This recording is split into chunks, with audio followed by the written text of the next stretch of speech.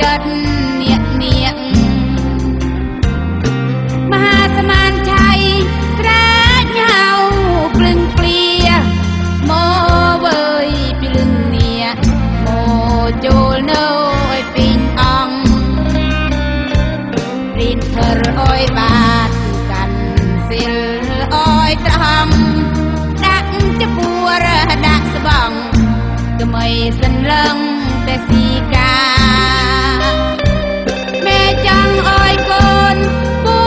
បានមកប្រសាដល់កូនមេទៅមកមេនឹងរួ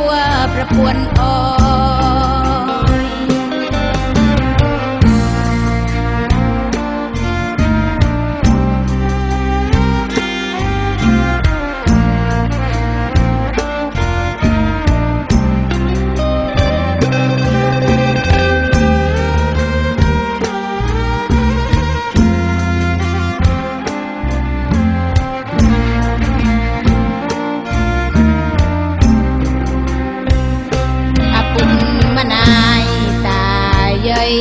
គ្រប់គ្នា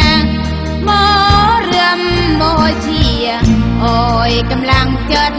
នាងមហាសមានឆៃក្រាចហៅភ្លឹងព្រាមកវើយពីលឹងនាមកចូលនៅឲ្យពេញអង្គរៀនធ្វើអើយបានកាន់សិលអើយត្រង់ចពួរដាក់ស្បង់ក្មៃសិនលឹង